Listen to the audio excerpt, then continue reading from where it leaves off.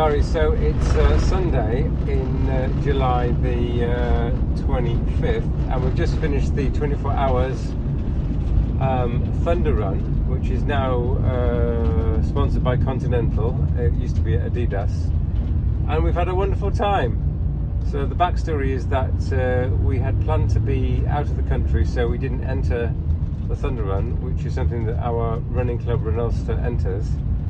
And when we discovered that we're not going to be out of the UK, we tried to get some places. So I think I've discussed before the fact that initially we didn't have a place at all, and then we had one place because someone dropped out, but then that would have meant Agatha would have had to run with a different team.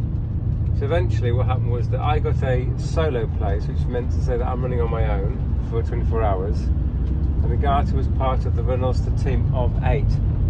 So it's a 10k loop on trail.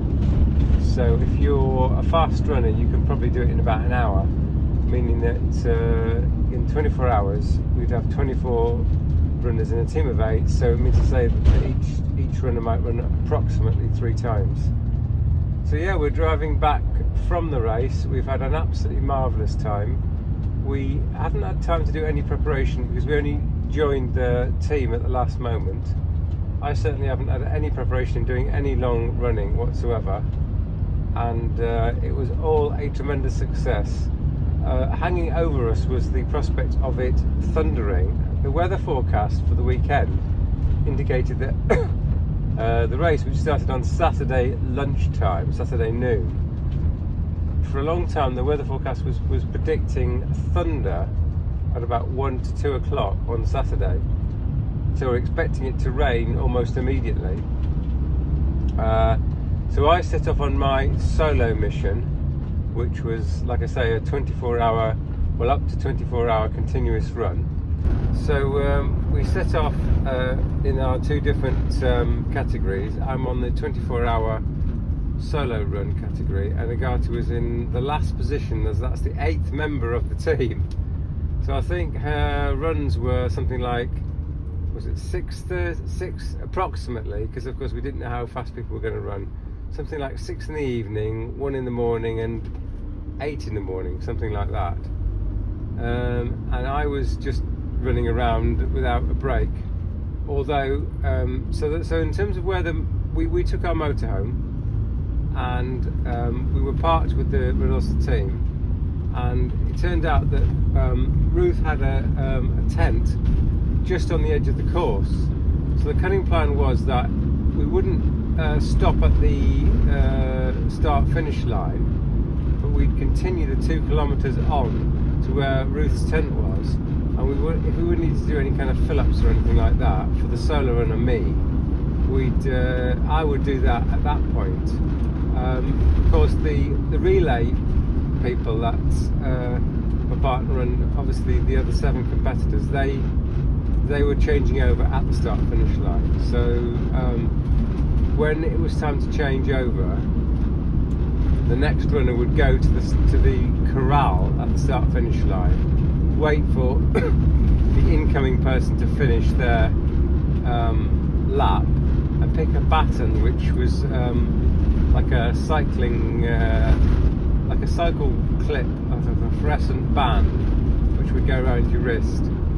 So that's how their changeover worked, and I think it worked very well. I think the timings were pretty accurate, would you say? Yeah. And I just had to keep running.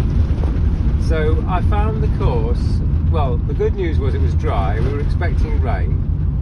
The course was quite challenging in the sense that the grass had, so it's a hilly course of 10 kilometres. We've done the loop, we've done the course before in a previous cantation of Thunder Run, so we knew exactly the course, so we haven't done it for a few years. And this year I felt it was more difficult because the grassy sections were not cut very well, and so the grassy areas were very rough.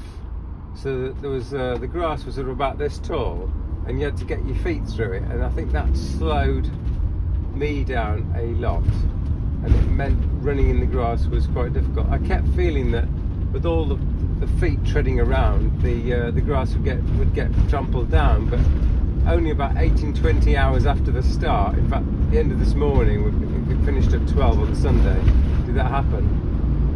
So yeah, the course I think was quite challenging.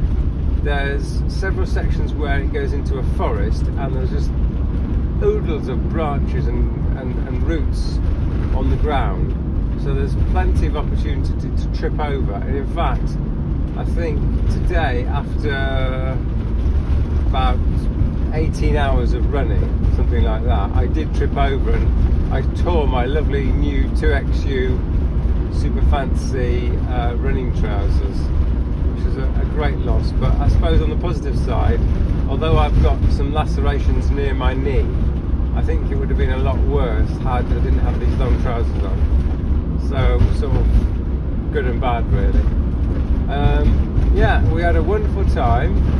I would finish every lap, go past the 10-kilometre point, and I had to run the next 2 kilometres, 2.5 kilometres almost, to get to Ruth's tent, at which point I could sit down and start eating bits and bobs and filling up with liquids and stuff like that. And the rest of the relay team were changing at the start-finish area. So I managed to cover 140 kilometres in, I think, something like, it was either 23 hours or just under 23 hours. I could have done another lap, I think. I think it was like, maybe I was like 22 hours 30 or something like that. So I had an hour and a half where I could have done another lap, and that, if I'd done that, it would have made it about 150k. But I just thought, well, I only wanted to do 110 kilometres. And that's only because another one of our team was doing a solo, and he said, Richard had said, oh, I've always done 100 kilometres, and he said this time I want to do 110 kilometres. So I thought, well, if Rich's doing 110 kilometres, maybe I could go for 110 as well. But as it turned out, I got to 110 kilometres and I just kept on going. So I kept on going, and I finished an hour and a half early, so I suppose I could have done another 10k. If I'd managed to squeeze in another 20k, I would have got a prize, because there were prizes for everyone who'd done 160k or more, which is 100 miles. I wouldn't have done that. So yeah, everything worked out fine, it wasn't wet, and yeah, we had an absolutely wonderful time.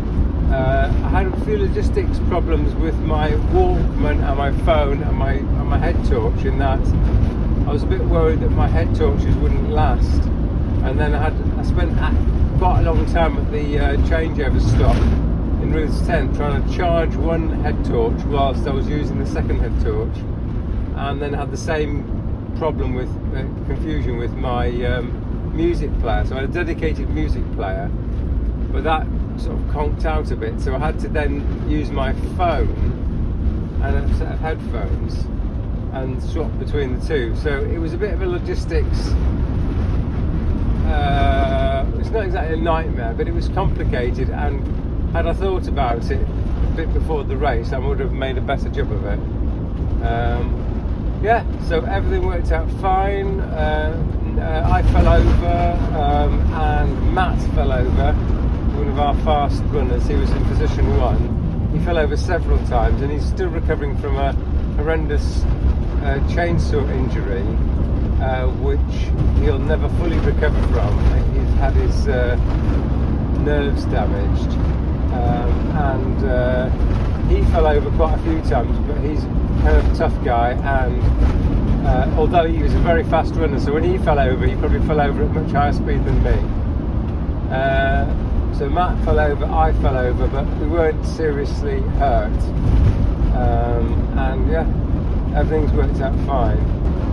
So it's goodbye from me, and goodbye from my wonderful partner. Thanks for the dry weather, thanks for Run Alcester's great organisation, and Ruth's tent where we all congregated and had a nice time. Thanks to Colin for organising everything, and we look forward to being around for next year's Thunder Run.